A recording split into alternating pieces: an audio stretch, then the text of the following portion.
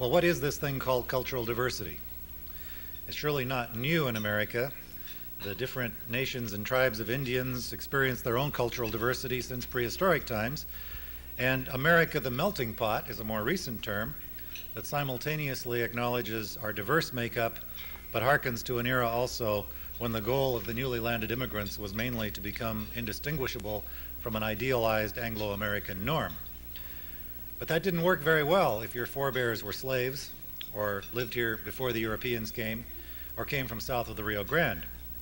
If complete assimilation of cultures ever was a decent idea, and we can doubt that, the human instinct to identify with the culture of one's upbringing guarantees that we will have cultural diversity. And today, a measure of some success in the civil rights movement is the unprecedented diversity of backgrounds in most of the country's workforce. Not only racial and linguistic background diversity, but the presence of more women in supposedly male jobs and vice versa is posing new questions for managers and for the workers they manage. Tom Nesby, our speaker today, has been dealing with these questions for 25 years. He's now the president of Nesby and Associates in Seattle. He's recognized as an authority in the field of dealing with the pluralistic workplace. Mr. Nesby has trained 50,000 managers and executives over the last 25 years in the art of turning the challenge of cultural diversity into increased productivity, heightened morale, and that ultimate goal of business, a healthy bottom line as well.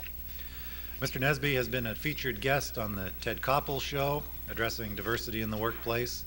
He's been on the Today Show. Nesby and Associates, Inc. was the official cross-cultural communications trainer for the 1990 Goodwill Games, training in the process 12,000 people in the subject of diversity in the workplace. He's an author of several books, including Developing Quality Circles in Public Service Organizations and Skills for Adult Guidance Educators, which he co-authored. We're looking forward to hearing from you today, Mr. Nesby, so let me now introduce Tom Nesby, writer, teacher, pundit, and today's City Club speaker.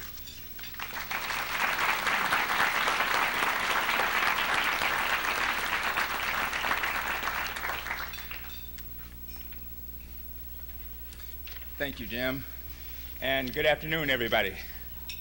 I just came back from just an hour ago from the big city of Bismarck, North Dakota. So I'm really glad to be back in the Northwest. That was a real fun experience as well as a different experience. I want to thank you for inviting me to be a part of your program today, and I'm really excited and to learn that you're interested in addressing the areas and learning more about workforce and cultural diversity. With those of you in the room that know me, you realize that I usually start my presentations off the same way. And I think it's important to do that this time. I am what you called a differently abled presenter or differently challenged presenter. And what qualifies me for that is those of you that are close enough, you'll probably notice that I am wearing a hearing aid. And so I was really pleased to find out that when you ask questions, you will have a microphone to talk through because I have difficulty hearing. And also, I have a sight problem. I am completely blind in my right eye, can't even see light as a result of a retina detachment in 1976. And I think it was in November 1990, I was conducting a seminar for one of our clients, and my only sighted eye, my left eye, began to detach. And I'm not here to make you feel bad after a good meal. But the long and short of it is that I see 20/40 vision. Now, what does that mean to you? Not a whole lot, except if you're driving in front of me or behind me. So those of you that have questions, if you just raise your hand like this, I probably won't be able to see it because I see silhouettes out there. And so if you do this, then I'll know that at least I can recognize that. And if you do this, I know you're cool. So, well, my subject is diversity in the workplace and in our society. And one of the things that I think is important is many people ask, why are we investing in workforce diversity? why are we putting more time, energy, and money in this particular subject? And sometimes many of the people I talk to, they come back with statements like, it's the right thing to do, Tom. It's the right thing to do. And when I hear a statement like that, it leads me to believe that that statement is socially driven. It is driven from the heart. And I think that is a good reason to invest in workforce diversity. Other people that I speak with say that it's the profitable thing to do. And when I think about that particular statement, that statement is economically driven to help organizations, people in organizations realize now that in order to be competitive, they must address the issue of diversity. So my topic today will focus in on the rationale for investing in diversity. I will give you some information about diversity, the impact of more women, minorities in the workplace, and I'll give you some examples of culture shock as you begin to address the area of diversity. And I have found that when giving a presentation, it is good to involve the audience, so I may involve you from time to time. So I'm really getting excited about this particular project because I think about it, I started this subject and started addressing this subject back in 1978, and now I feel real good that both public sector and private sector are investing in this particular project. Well, let's look at some of the issues that I think is important. I can see I'm going to have to bring my notes up because of site issues. At no time in recent history have top managers been confronted with such a wide array of challenges to their traditional way of doing business. In fact, by the year 2007, American workers will have changed jobs 4 times, changed careers twice, and will most likely be employed in a profession that has yet to be created. Now, if I could paraphrase that statement, that indicates that your job as you know it today probably will not exist by the end of this decade. That's how rapidly jobs are changing. Let's take a job that we are all familiar with, the job of security guard. Could one or two of you tell me in what way has security guards' jobs changed? And I'm going to ask some of the people in the front row since I won't be able to hear you in the back row. In what way has the job of security guard changed? Someone help me out here. Video equipment, video surveillance. That job has changed tremendously, and you'll find that a lot of our jobs are changing. In fact, some of you are probably in occupations now that did not exist 10 years ago. And so this is the new reality that we're experiencing regarding diversity. And so I want to talk a little bit about this new reality and the questions it raises, because with diversity, it raises new questions as a result of new times. And I'd like to talk about different aspects of diversity by addressing it from a question and answering the question myself, by addressing it from that particular angle. Today's diversity raises new questions, and some of the new questions that it raises is who's responsible for providing relevant education to all of these people?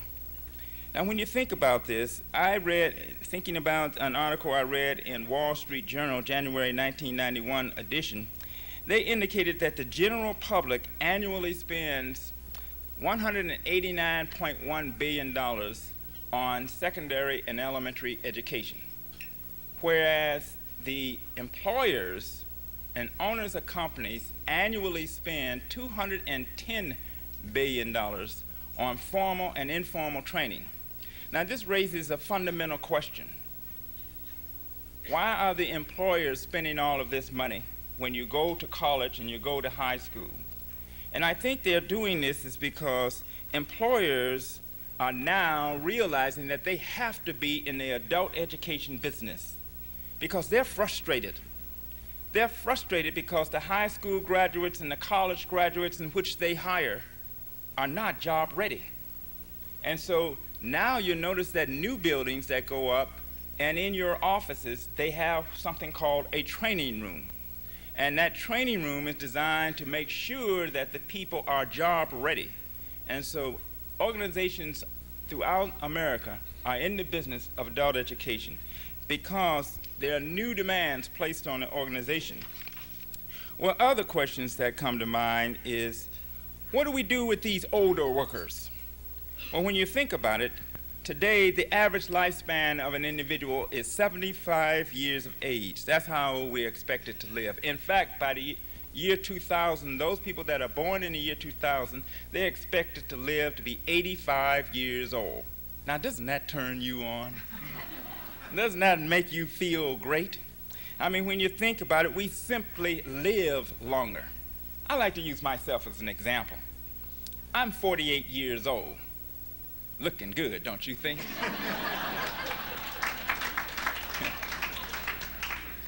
And I think about my father when he was 58 years old. He did not own Nike tennis shoes.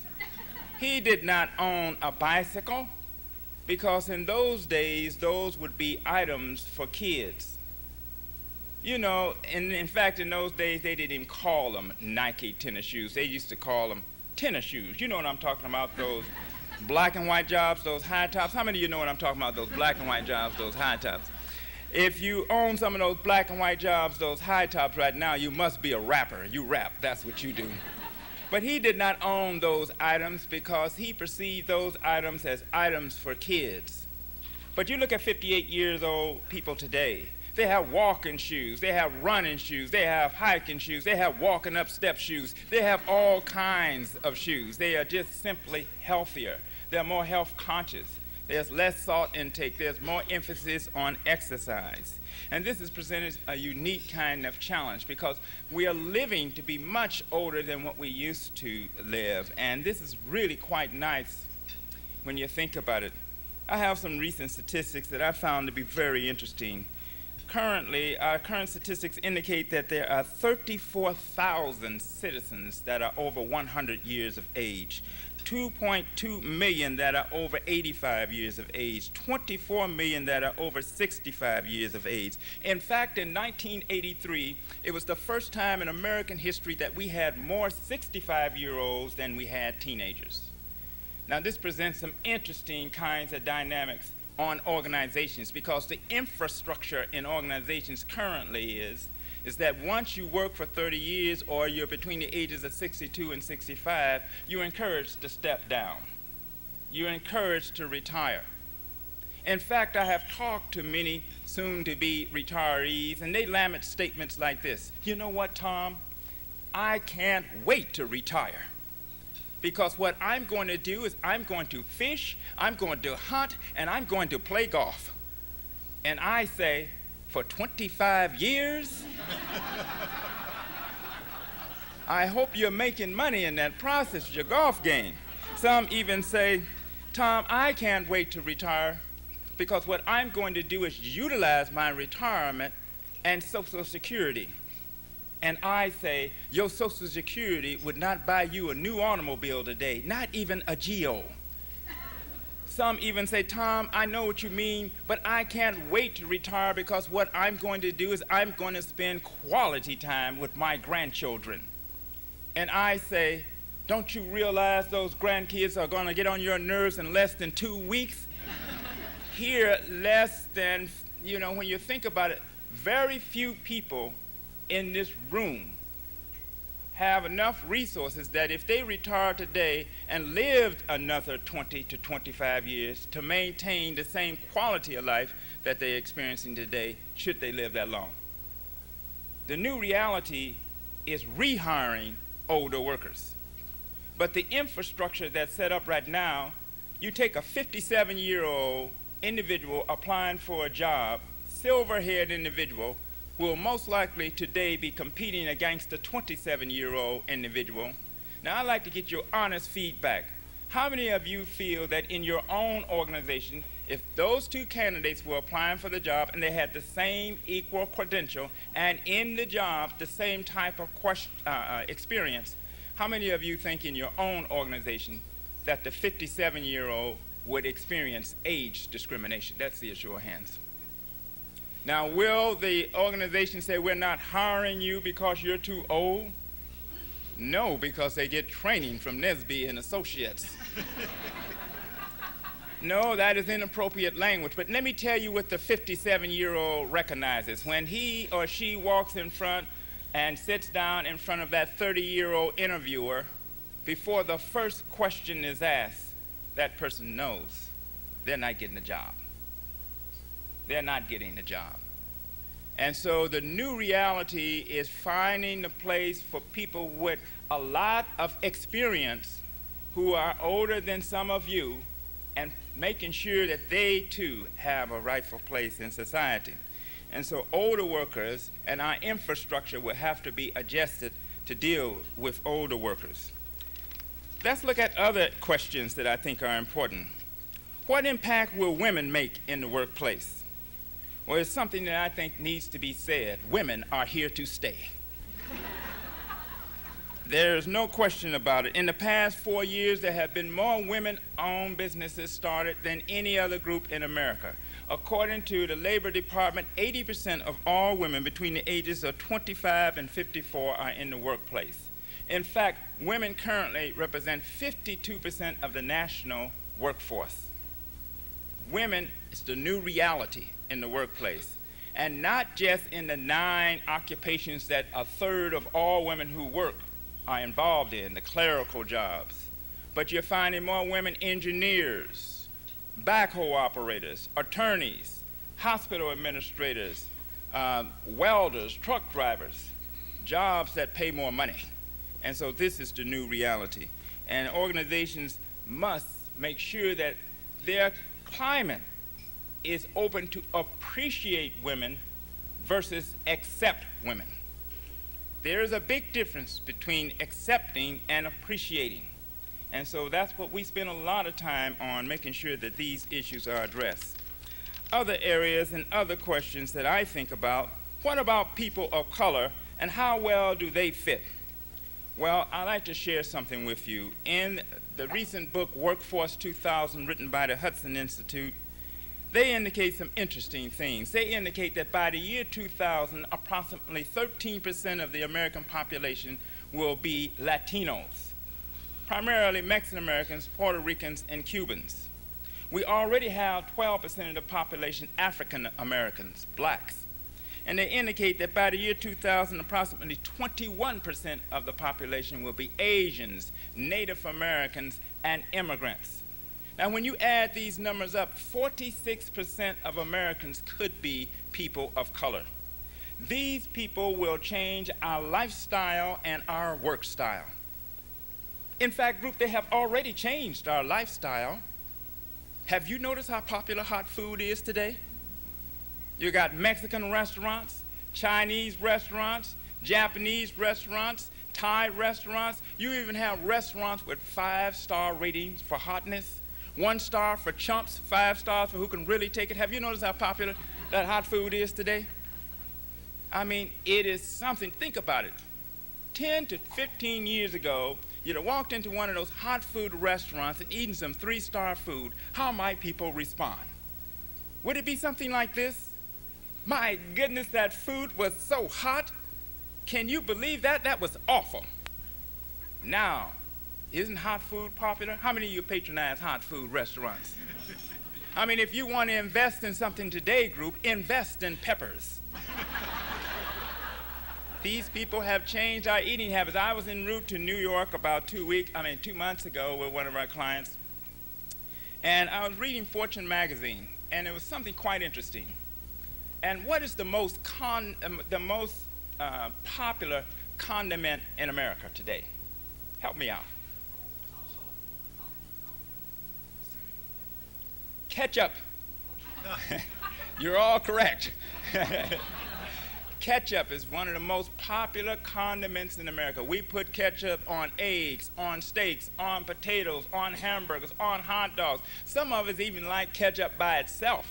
And so here, ketchup is very important. But I saw in the Fortune magazine, salsa has caught up with ketchup, and by the year 2000, they will be selling 3 times more salsa than ketchup.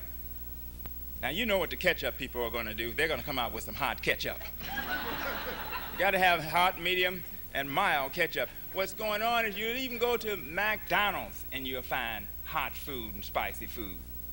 Have changed our eating habits, and they will change your lifestyle in terms of work.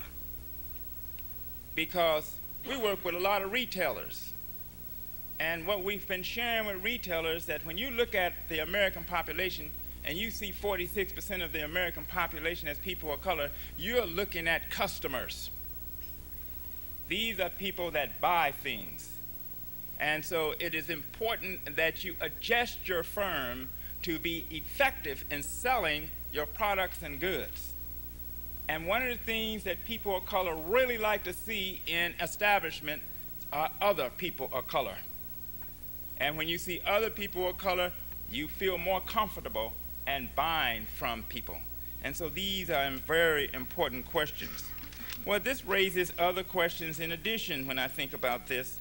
One of the questions that it raises is, I think one of the final questions I'd like to address is one's sexual orientation a factor in diversity?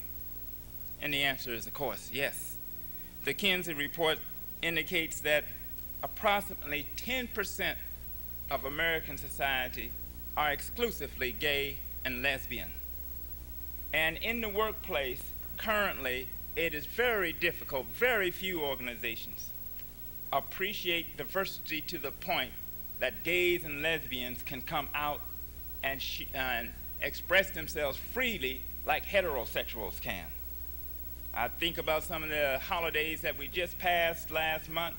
It's a holiday that does not communicate diversity, where gays and lesbians can talk about their lovers and put their pictures up and show things like that in the workplace for many organizations we have worked with. Well, all of the answers to these questions form a new equation for management. The new equation involves clarifying work culture and individual culture. And I thought I would try to help you with that.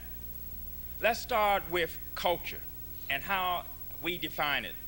We define culture in this way: the way of life of a people, the sum of their learned behavioral patterns and attitudes, and a collection of material things. And when I say the way of life of a people, I'm talking about the way you do things.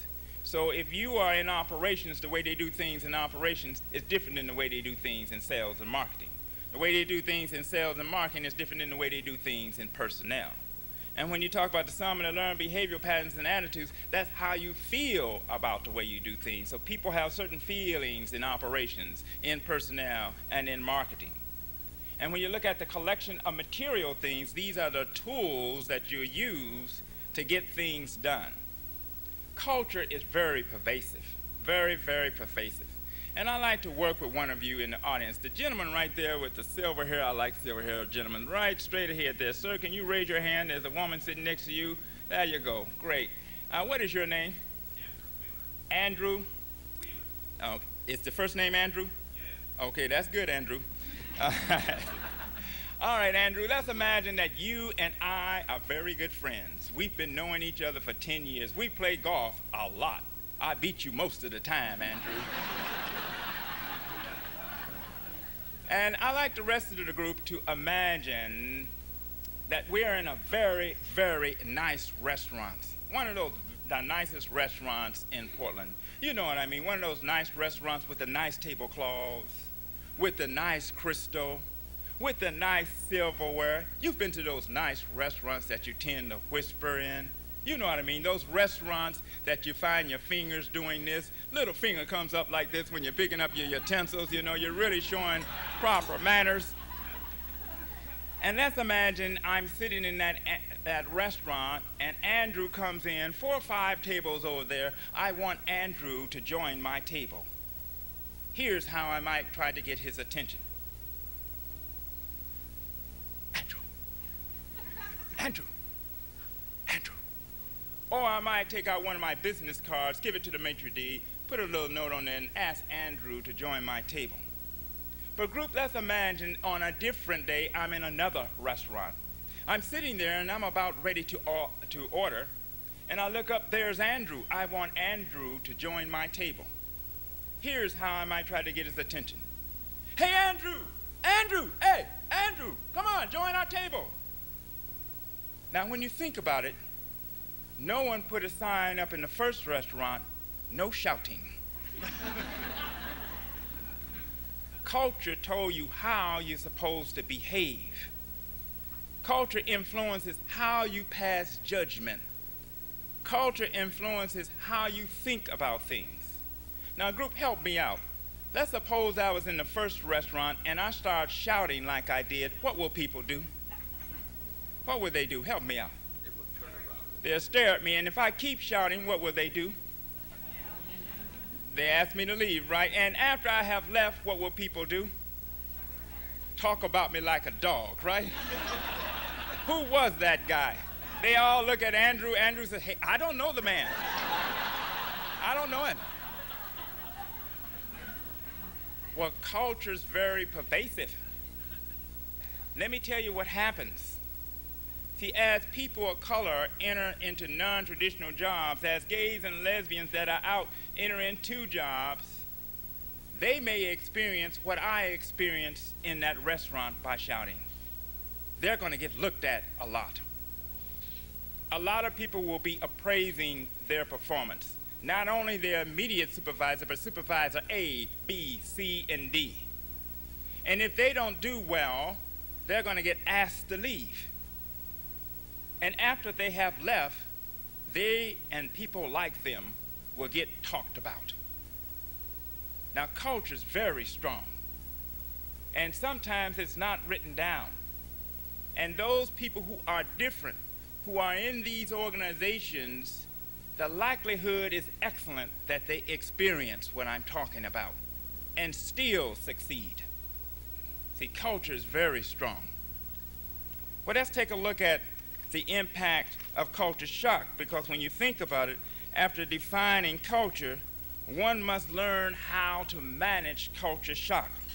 And I thought what I would do is give you the definition that we use for culture shock and give you a few examples of how culture shock occurs, and then I'll shut down and you can ask me some of these questions that you have.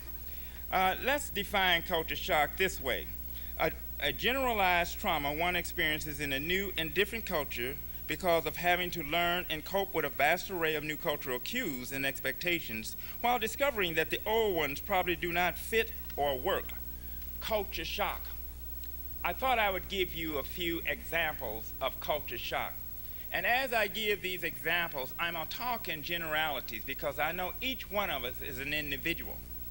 But in terms of that individuality, we all have ethnic and gender identity. But some of us identify with our ethnic identity more than others. For example, you could be European American and you could have German descent and know nothing about Germans. Basically, you view yourself as being white. And you can meet another European American with German descent that is very clued in to one's culture, rituals, habits, language. So you will find the full spectrum of people regarding their identity. So as I share some of these examples of culture shock, please keep in mind that looking at a standard distribution curve or a bell-shaped curve from a layman's perspective, you will find from one end of the spectrum to the other end of the spectrum. And what I'm about to say tends to fit the middle part of the curve. I like to do some comparisons. I like to compare Japanese, Filipino, Chinese, Indo-Chinese, Asians, Koreans, Tongans. In fact, there are 29 different Asian groups. I like to compare Asian women in general to white women. There's a very popular course that many white women have enrolled in. They know people that have enrolled in, or they have considered enrolling in. What particular popular course is this for women who particularly want to move up into management? What course is that that's so popular among women, and sometimes even with men? What course is that? Help me out. Assertiveness training. Now, why are so many women and some men taking assertiveness training? They're perceived as not being assertive. What is another reason why the assertiveness training might be so popular?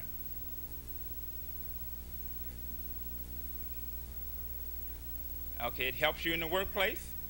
Is that what you said? All right. One more example. Was someone about to say something close by? Why are you getting involved? And let me have one of the men. Why do you think the women are getting involved with assertiveness training? Oh, to be like men. Now, let's take a look at this assertiveness training as a factor. You'll find that many European women have taken assertiveness training, or they know women that have taken assertiveness training, because it helps to unlearn old behaviors and learn new behaviors. And by being assertive, it helps you in the workplace. And if you assert yourself and compete well, you actually get monetary reward for that. It makes good sense. But I don't know if you've noticed what I've noticed, that there are little to no Asian and Pacific Islander women in those assertiveness classes. And they move up. They get good opportunities. But when you begin to examine the culture in a traditional sense, among many European women, they see it as a desirable behavior. It helps build confidence. It helps you get ahead. It helps you become a team player. Where among some Asians, they view the same behavior as impolite, rude, boastful, and insensitive. Culture shock.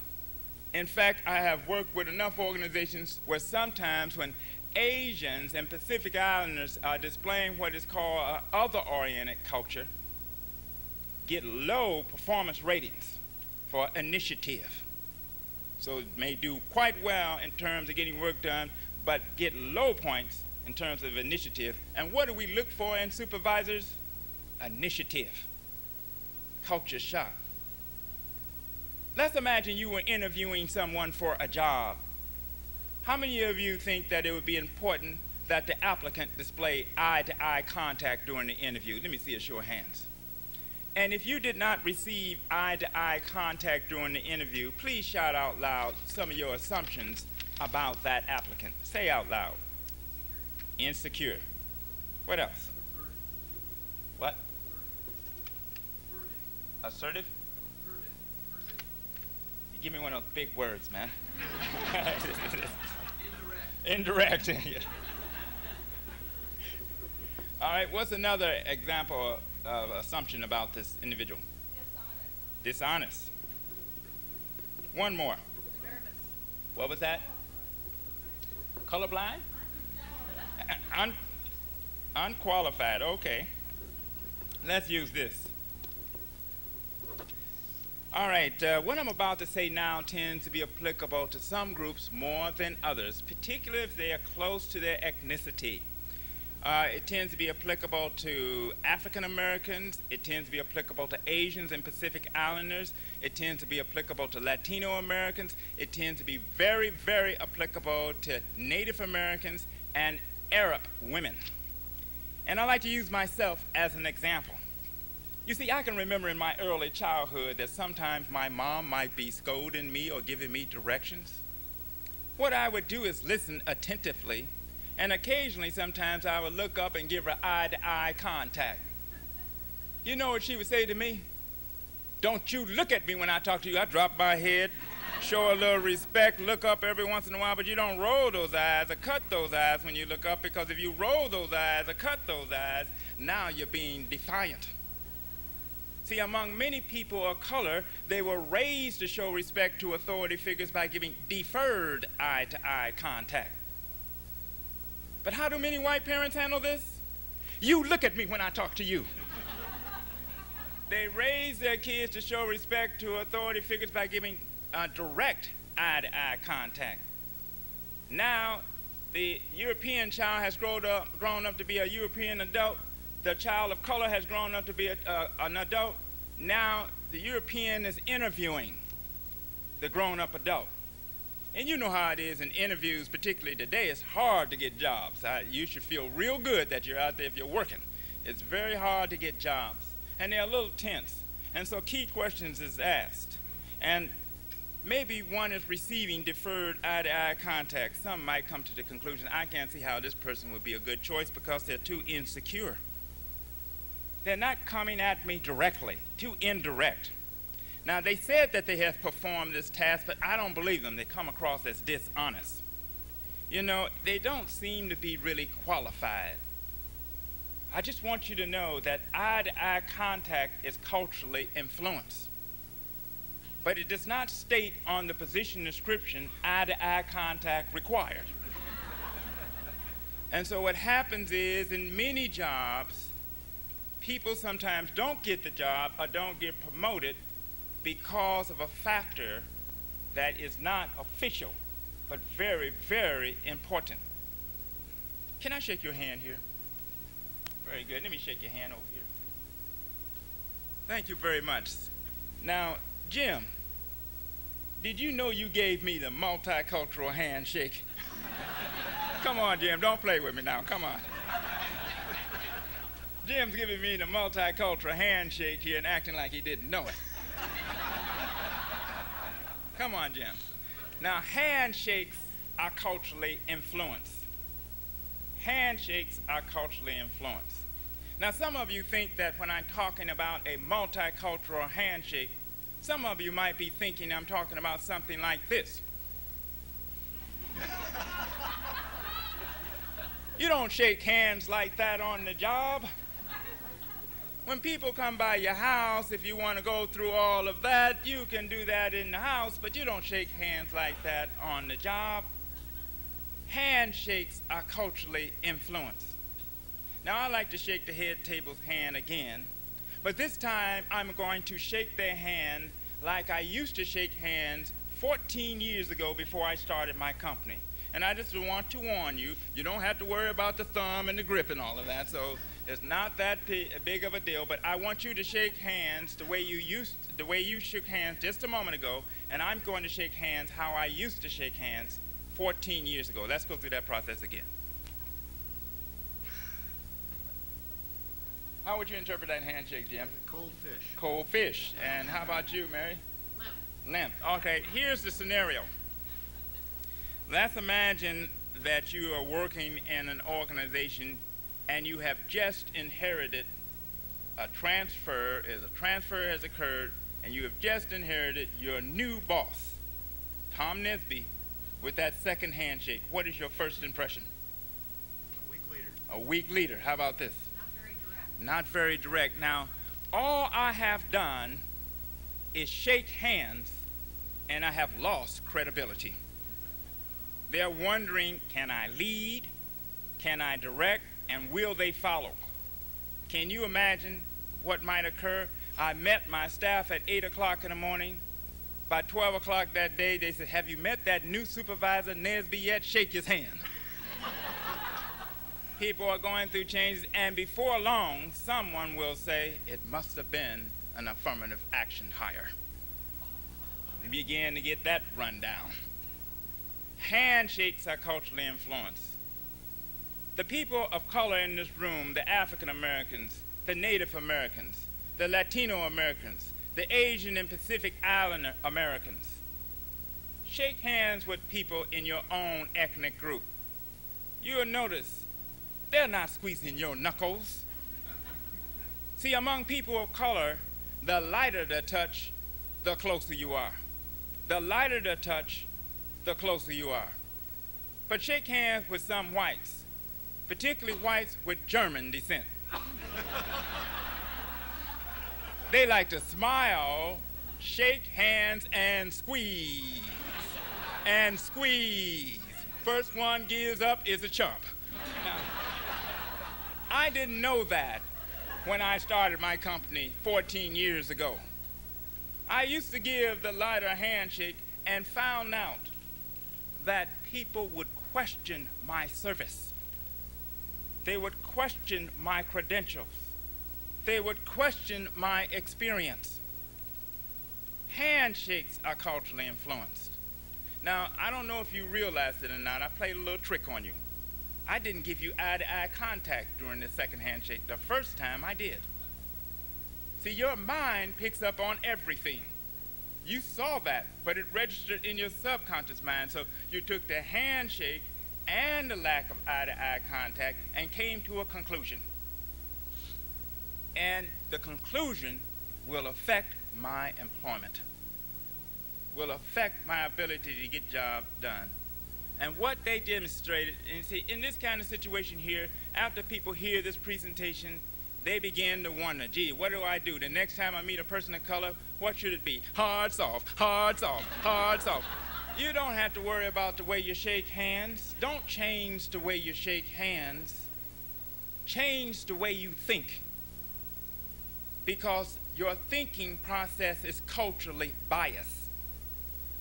It is not fair. And when people screen people out of opportunities based on their own cultural norm, that is not being supportive of diversity. Not at all. That is being discriminatory. But sometimes we are not aware that we're doing that. See, diversity means being other-oriented, not self-oriented.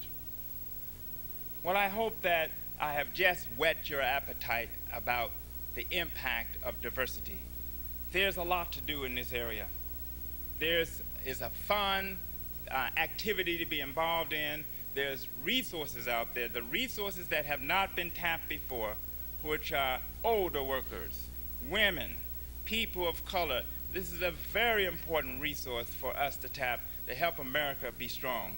I want to thank you very much for laughing at my jokes and also for listening to my presentation. I am open now for questions. Thank you very much.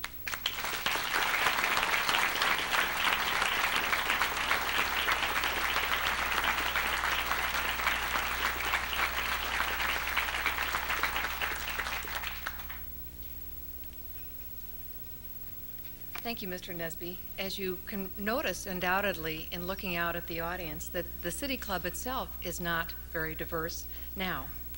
Our own social associations report pointed that out, and we're working on improving those deficiencies. And we're fortunate to have some leadership from Gail Washington Johnson and Joanne Allen and Harriet Dennison, who are working in task forces to address ways to make City Club more diverse. Understanding that you don't necessarily know much about us, but what kind of issues or strategies would you expect us to be addressing in order to kind of change? Okay. Good question. I'm glad she asked that. You know, when I speak to different audiences, I like to see more diversity in the audience, but let's clear something up. There are basically two dimensions of diversity. And when you talk about human diversity, the primary dimensions would be things like your age, your gender, your ethnicity, your physical abilities, your orientation, your race. These are aspects about diversity. So there is diversity in the room, age-wise, gender-wise. You'll find a lot of diversity in the organization, and you have some race differences. And you got, certainly, if everybody in the room was European, you would still have diversity, because you start looking at all these ethnicities. But what's important today is to have racial diversity as well as gender diversity. And so that aspect, I think, is important. The secondary dimensions of diversity would include education. It would include religious beliefs. It would include income. So when you're looking at diversity, it's much broader than blacks and whites or people of color and whites. But I got the impression that you're probably looking for more people of color to get involved in this organization. Would that be a safe assumption? That's one dimension. Yes, okay. Well, if if that's one of the dimensions, what I think is particularly in volunteer groups, when you have a group that's doing something positive like the City Club, I think it's important that you network with groups, with associations and organizations that deal with people of color. See, one of the reasons that you don't find as many people of color in an organization like this is because sometimes it isn't that they may not know about it, some may not know about it, but there hasn't been the right kind of invitation. And the way you work that is that among communities of colors, among organizations of color, there's something called informal networking, just like what you're going through here. And it will take people of color leaders in communities of color, to recommend to people of color to get involved with the Portland City Club.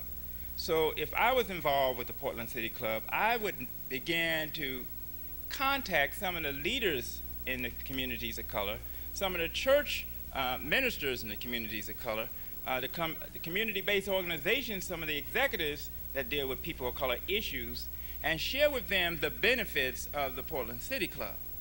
And once you start networking with these organizations of color, they will network with you.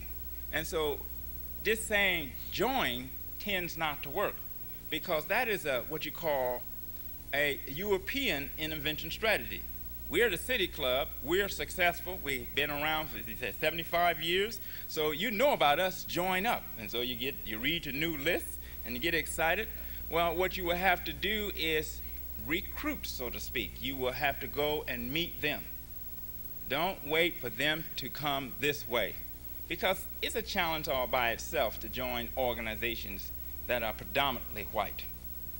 That takes a challenge. Just like you haven't volunteered as a whole, I assume, many of you, now I can't say all of you, organizations that are predominantly composed of people of color. So it's going to take taking that initiative and stepping out.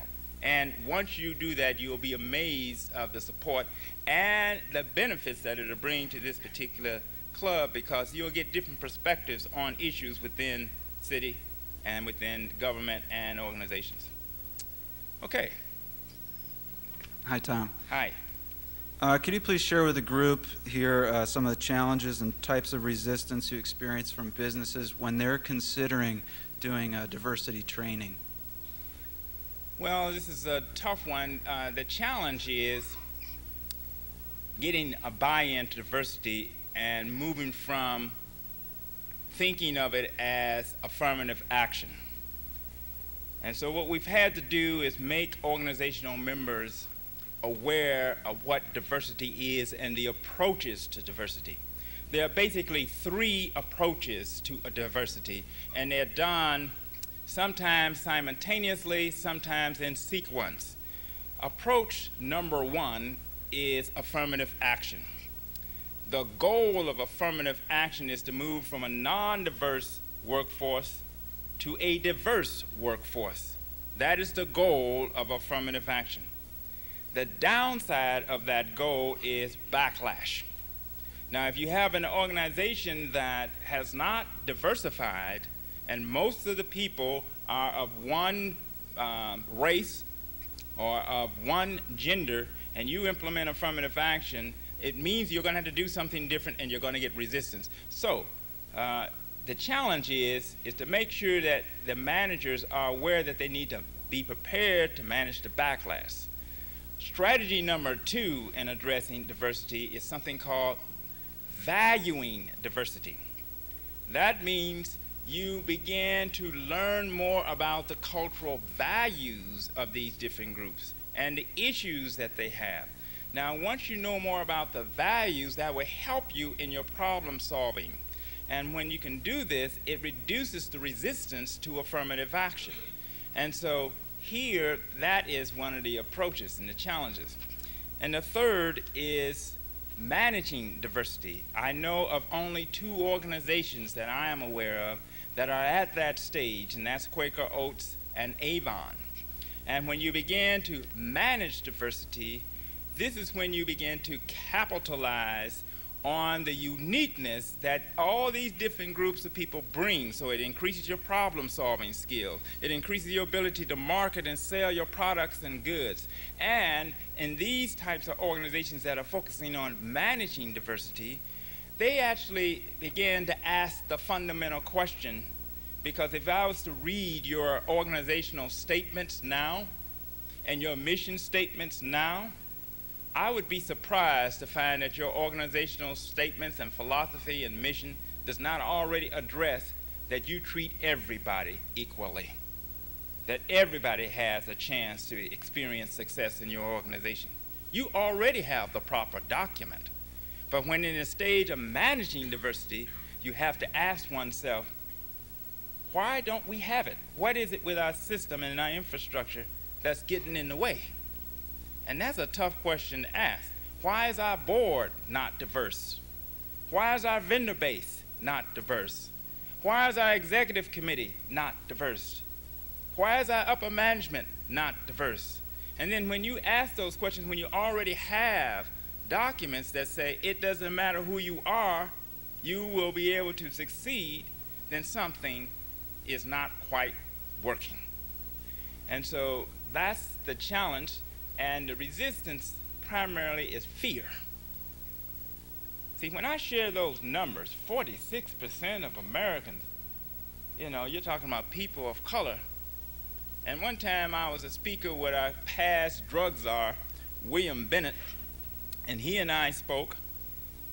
He spoke and I spoke.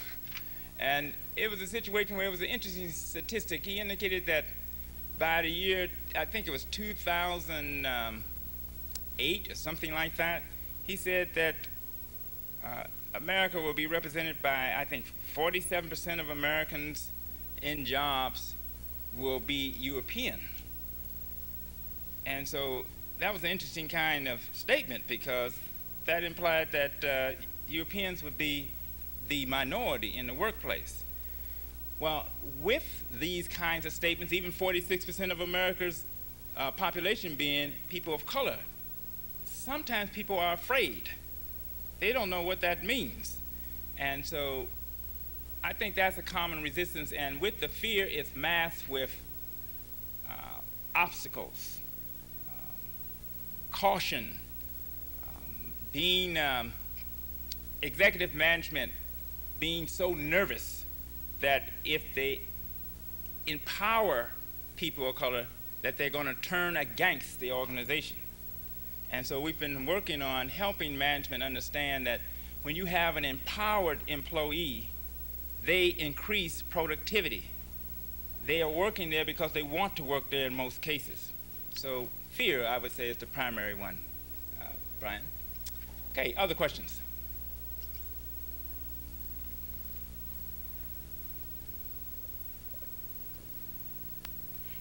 Yes. Corleen Craft member. I wonder if you would elaborate on a couple of the points that you just made. How does Avon and Quaker, how does their managing diversity program differ from some of the other companies with whom you've worked? And in addition to that, how do managers, or how should managers be trained to deal with the backlash? Well, one of the differences is executive management from the board down have bought into diversity. They see the value of it. And they are looking at it from a broader perspective. They understand that affirmative action is only one component. So there's been education throughout the organization. And that really helps. See, backlash is based on fear. It's based on confusion. And the way you counter fear is through education and practice. And so to work on the backlash, I think it's important that forums be created, particularly for all groups, but white men right now, this is a tough time for them. Because sometimes they hear diversity and they're really saying to themselves, where do I fit? Well, what about me? And white guys have told me, if I say anything that's counter to diversity, I'm dead in the water. And if I can say that in a different way, people perceive them who counter diversity, if there are women in the room, if there are people of color in the room, and if there are other white men in the room, some people will perceive them as discriminatory, as prejudice, as racist.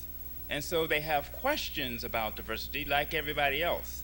There need to be forums in which people can talk about this.